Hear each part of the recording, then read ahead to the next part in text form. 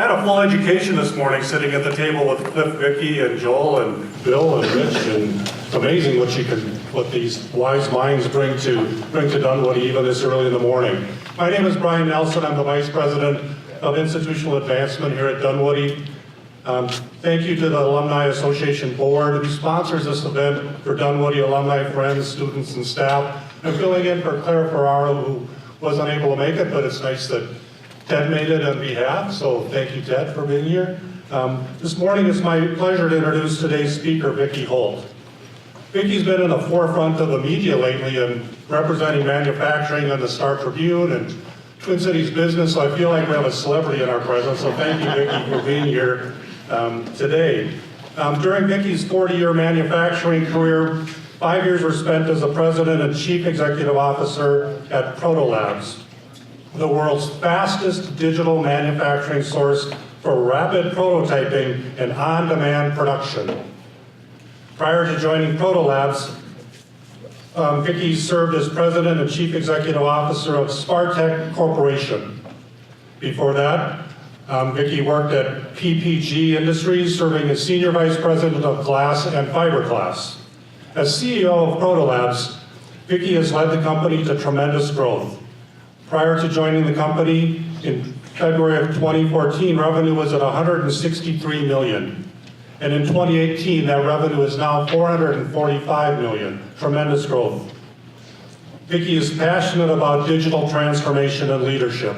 Her leadership, strategic planning, operational, and international experience provide valuable insights to Protolabs' Board of Directors and the National Association of Manufacturers, where she serves as Small and Medium Manufacturers Vice Chair. In addition, Vicki serves as a member of the Dunwoody Board of Trustees. Thank you for your service for that, since 2012, and is a member of the Board of Directors of Waste Management Incorporated. And in her spare time, Vicki lives in Wayzata with her husband Kurt and her 2 golden retrievers. So please join me in welcoming Vicki Holt.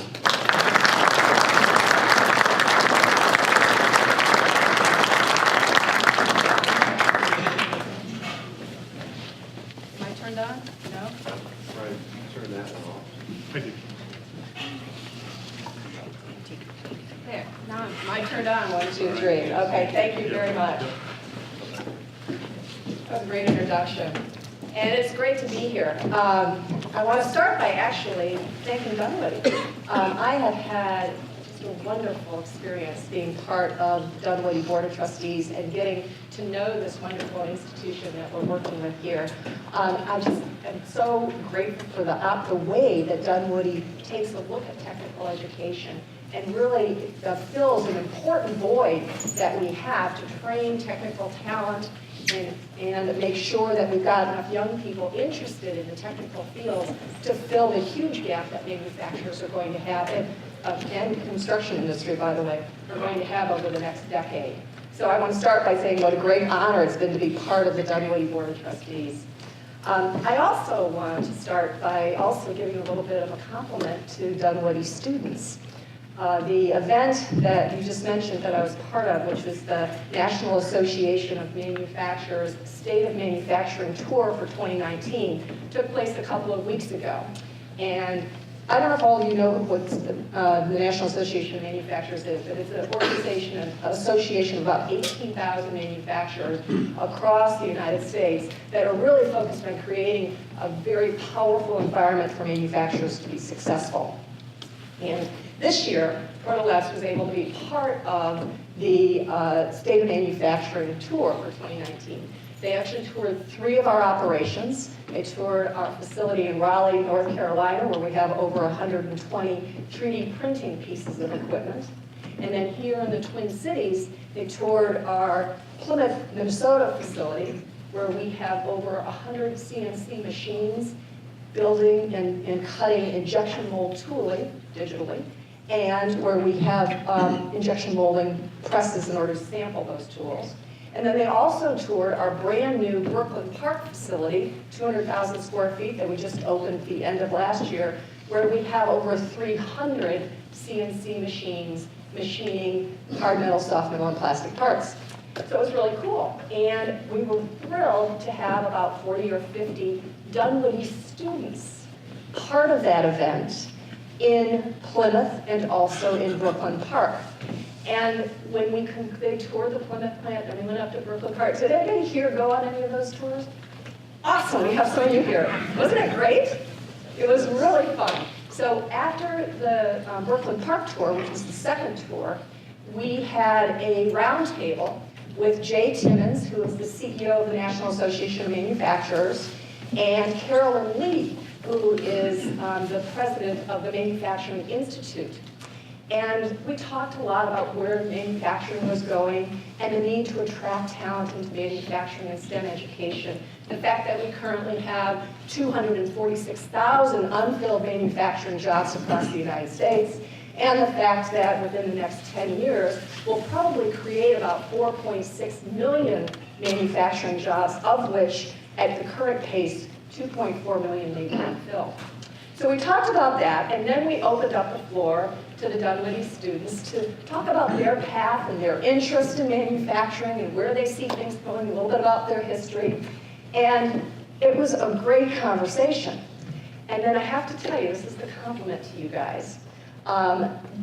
Completely independently, both Carolyn Lee and Jay Timmons, last week when I was at the NAM board meeting, came up to me and said, those Dunwoody students, of all the places they went, they were the most engaged, they asked the best questions, they had the best backgrounds, they had the most enthusiasm, and that was they visited 26 manufacturing sites.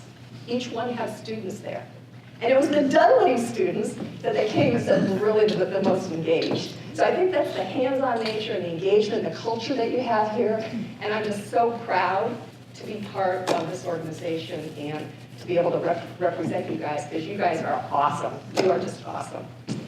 So today, Rich asked me to talk a little bit about myself and my journey and kind of what lessons I've learned about leadership over the years of my career. I have to tell you, it makes me a little bit uncomfortable because I'm not used to really talking about myself. But I thought, you know, if I really put it, and the reason I'm uncomfortable about that, to be honest with you, is that I've had so many great opportunities in my career, but it's not been about me, it's really been about all of the people that I've had a chance to work with.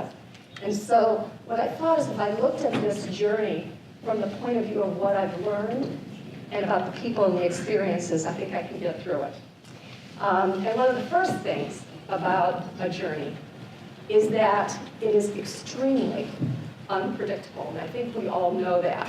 And so you're on a path that you're starting here in Dunwoody, but you have no idea where it's going to go. So when I kind of look back at myself, just like yourself, a lot of the core values that you develop were really in your early childhood. And I had a pretty typical early childhood. Grew up with 3 brothers and sisters. There were 4 of us, but really influenced a lot by my parents. So my dad, after he got out of the Korean War on the GI Bill, got a degree in mechanical engineering, and then went on to join the bearing industry in various roles and business roles. And I kind of followed a little bit in his footsteps, and he taught me some really important things. One of the most important foundational values is that of integrity and doing the right thing.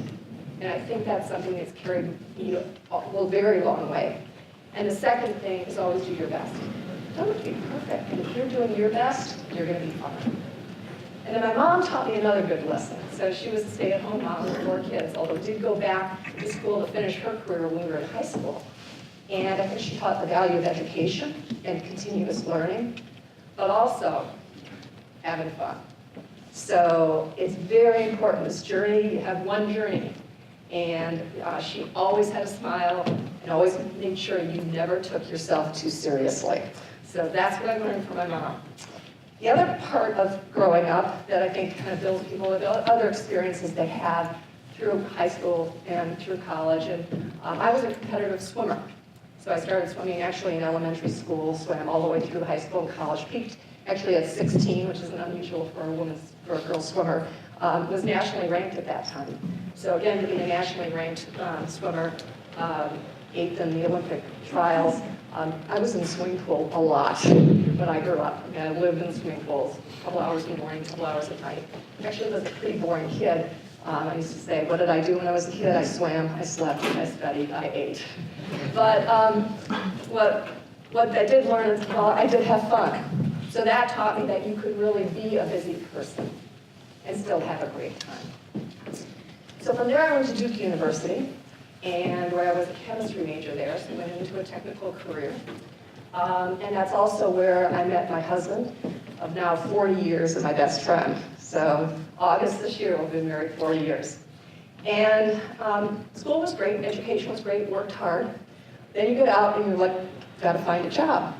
This is where, remember, life is a journey and life is unpredictable. And here, I was trying to coordinate where my husband was going to go, and he wanted to go on to get a PhD in molecular biology, so we had to coordinate by city. What city could I go to and get a job and he could go to and get a PhD? So we ended up in St. Louis, Missouri at Monsanto Company, and he started at Washington University. Well, life is unpredictable. 9 months later, I'm transferred to New York. So he switched to Albert Einstein School of Medicine, and I was in New York on their sales team. Now, I got to tell you, I was one of the first 2 salespeople that Monsanto company, chemical company, ever had that were women. So myself and Pat Campbell, we joined the same sales training class from Monsanto company in 1979. There were 30 of us, and we were the first 2 women they ever had. So a little bit of a breaking ground, and I do think for women leaders to move into the roles that you see today, it took about a generation. You have to have those levels of experience. But we were there in New York until he finished school, and then I had a chance to come back to St. Louis with Monsanto with a number of increasingly responsible roles in managing businesses.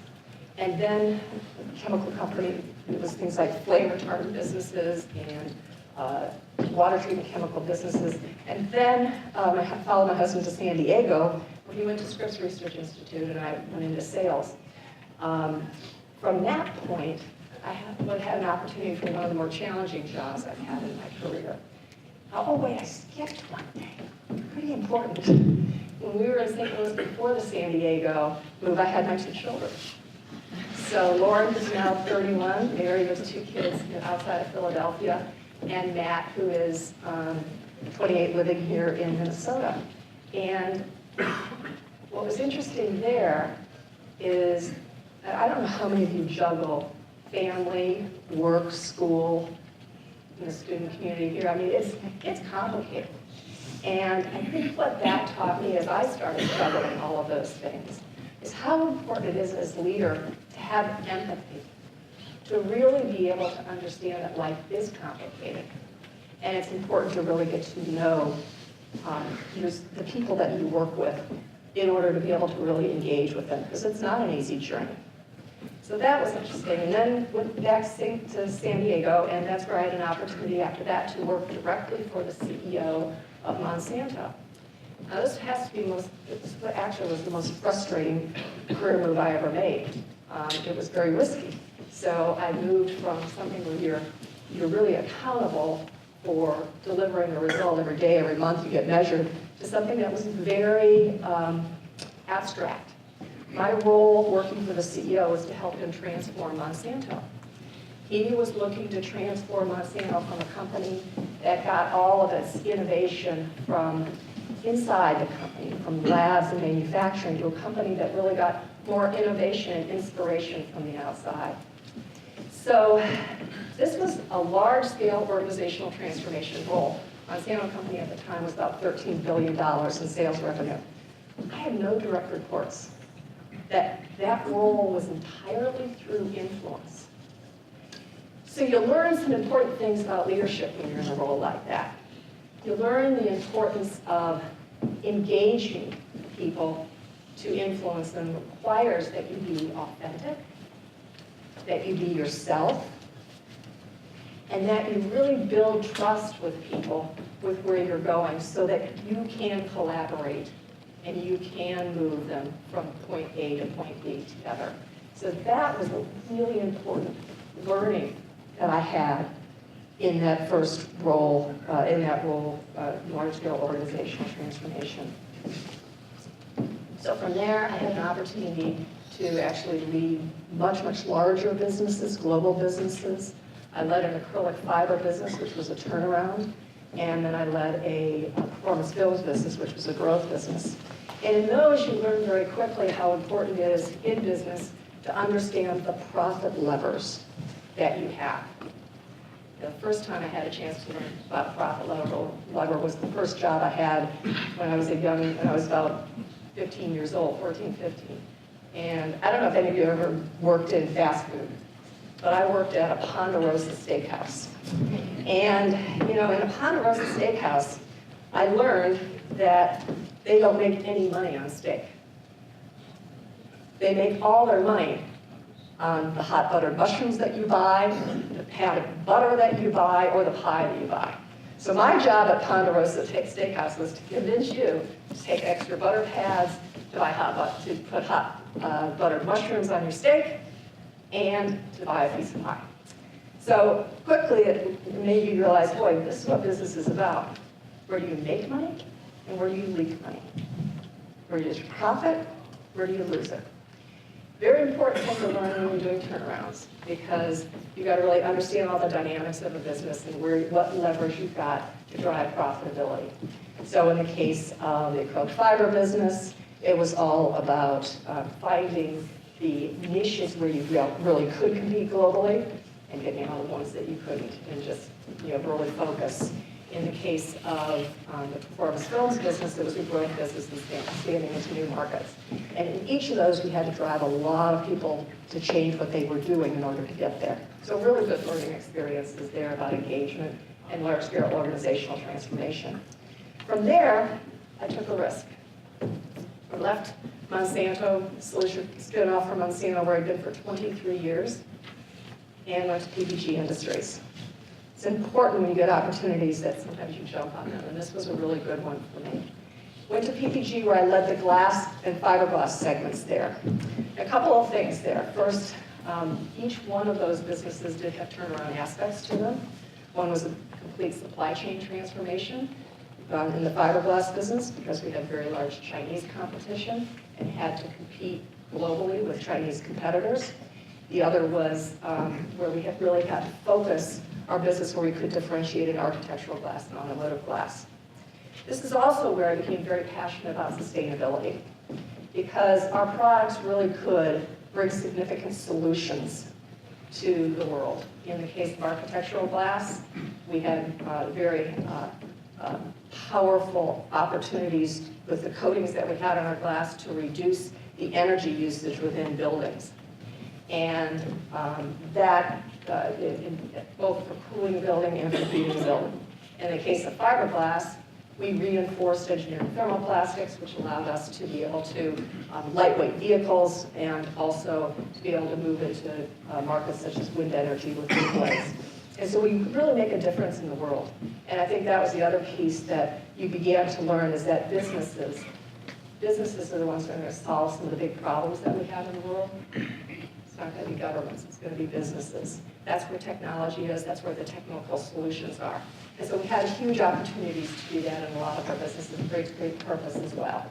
So learned a lot about that at that point in time, and had some really powerful team experiences where we actually were able to significantly improve performance with all three of those glass businesses. From there, I had an opportunity to move into another turnaround business with Spartech Corporation. So I'd been on that board of directors for about 5 years, and the company wasn't going in the right direction, so we had a chance to step in as CEO there. Once again, had to pull on those large-scale organizational transformation skills where you have to engage your whole employee base around huge change. So this is a situation where we were losing key customers, our operating earnings were continuing to drop, and we were losing key employees.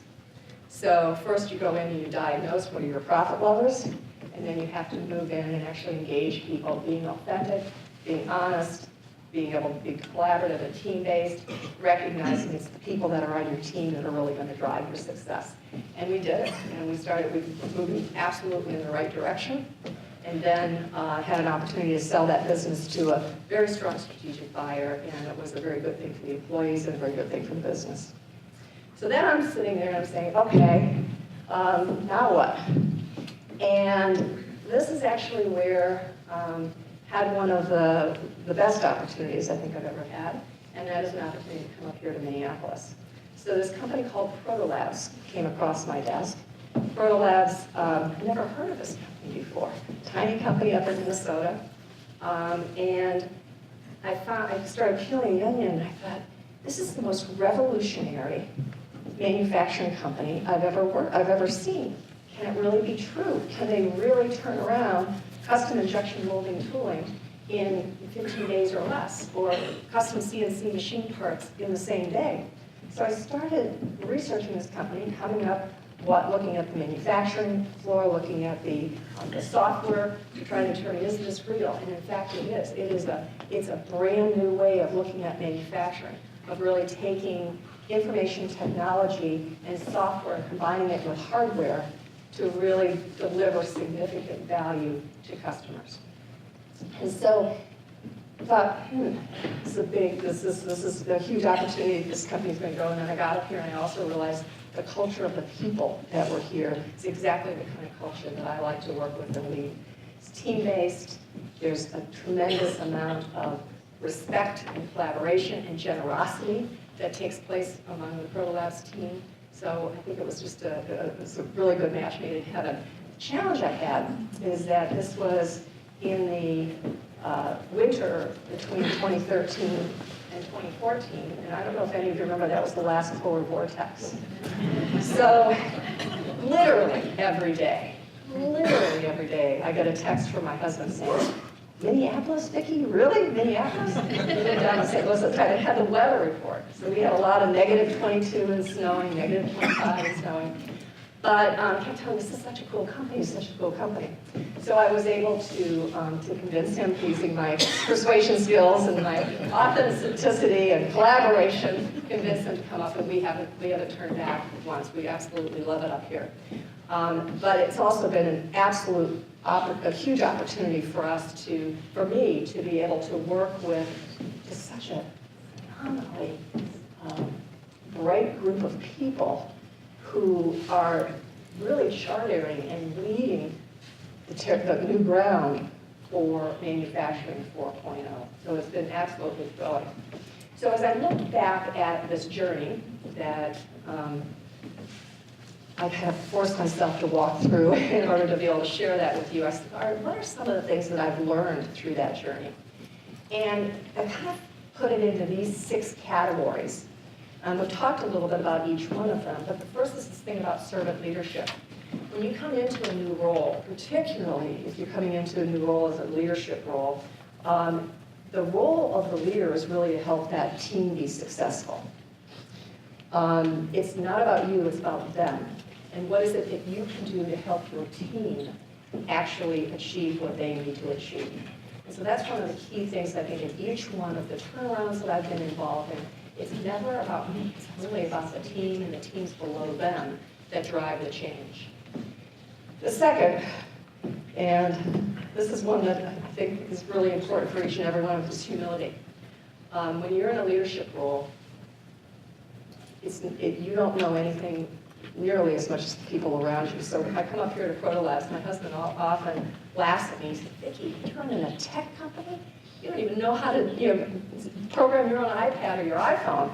And so there's a lot of humility in there. I'm surrounded by these phenomenal software engineers and process engineers, CNC machinists. They know more about CNC machining than I will ever know.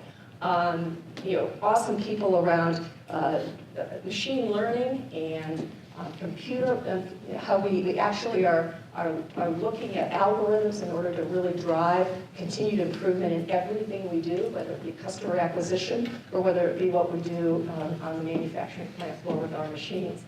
Just phenomenal people. So you got to realize that that's where your strength is. It's not in you. So that humility is really important. And I mentioned authenticity. People, earlier in my career, I thought I had to be like somebody else.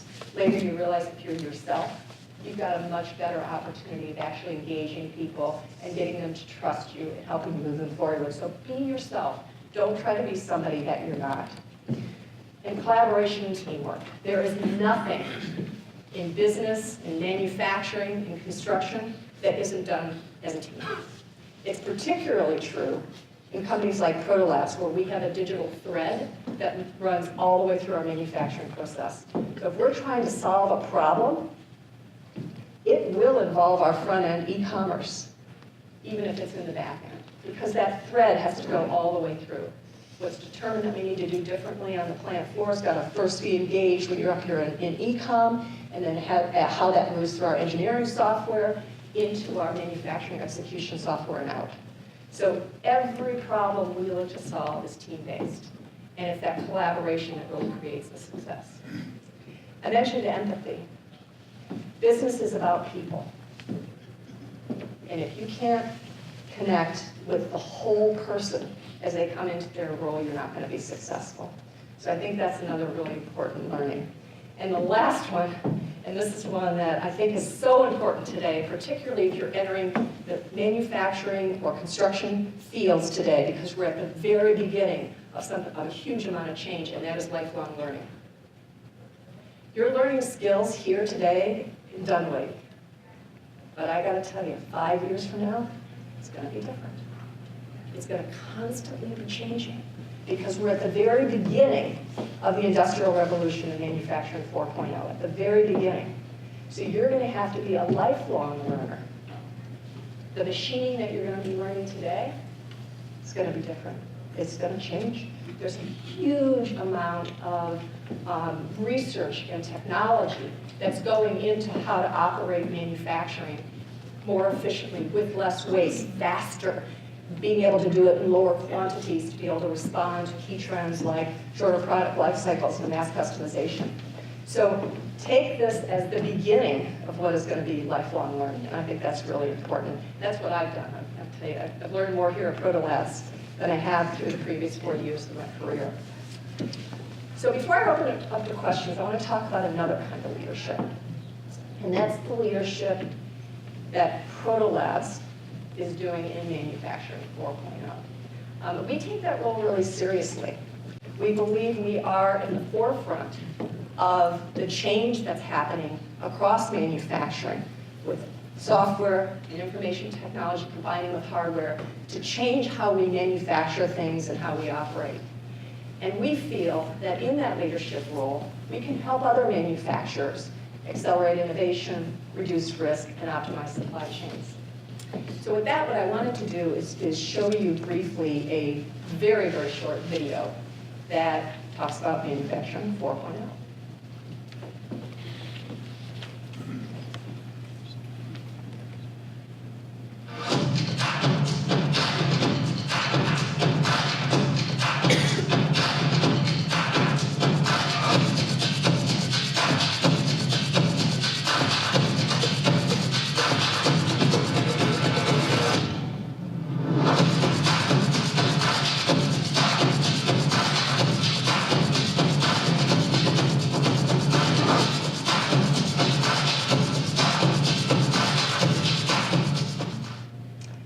Short, and it is, because I don't want to take too much of your time with that, but it's what we do. We've really reinvented manufacturing with this obsessive dedication to speed. And we do it in a very reliable way, because that digitization allows us to be able to handle the complexity that you have of custom parts in a very, very standard way, in very much of a single piece flow, standard way, automated with software. And that allows us to do things that traditional manufacturers cannot do, such as getting a CAD and supply it one day, and literally that same day being able to get a finished part in the hands of a customer on the West Coast. So it's pretty cool. One thing that we do believe with this leadership role that we have at Protolabs to lead manufacturing and Manufacturing 4.0, that we need to think seriously about that leadership role. And in that seriousness, we've actually come up with what we call 5 leadership principles for Protolabs. And I put them up here for you, I think.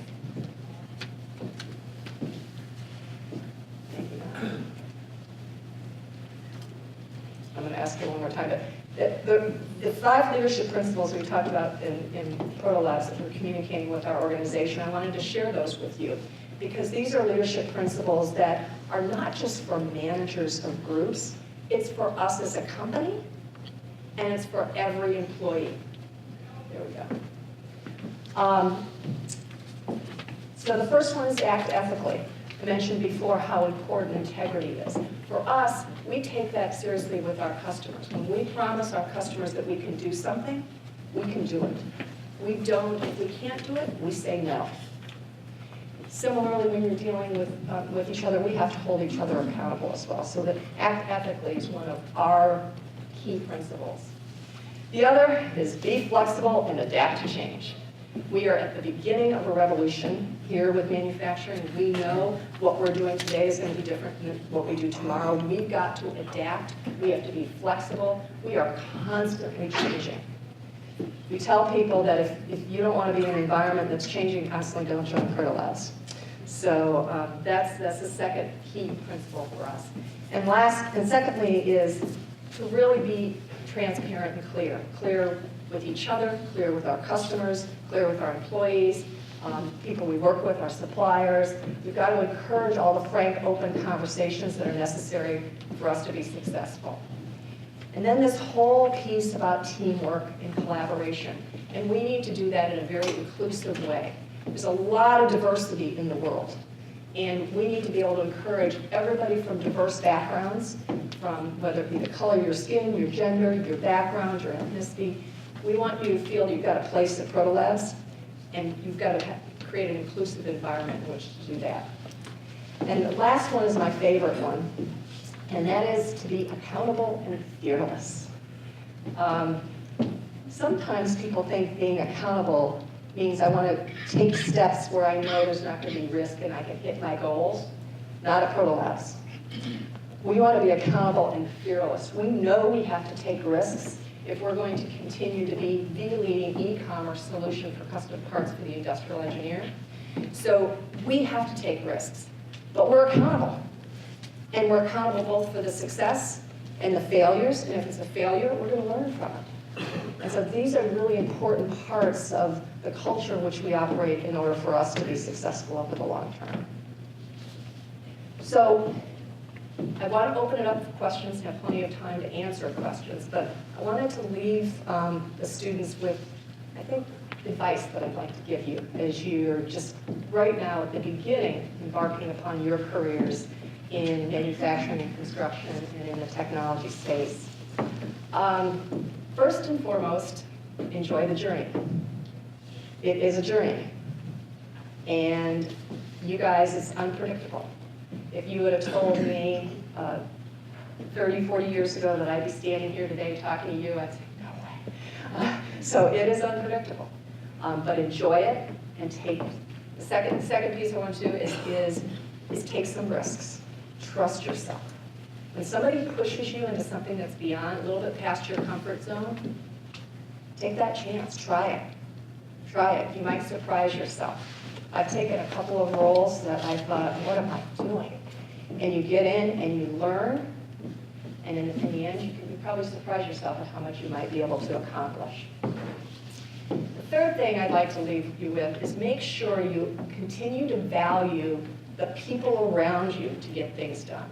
The teams of people that you work with, whether it be your direct teams, whether it be teams that are across in some other functions, but it's the teams of people that you're going to be working with that's going to make you successful. And remind yourself that it's that humility and it's the empathy that's going to allow you to engage with them. Be yourself. You guys are taking some great steps here in what you're doing with your education at Dunwoody. Be proud of that. Be yourself.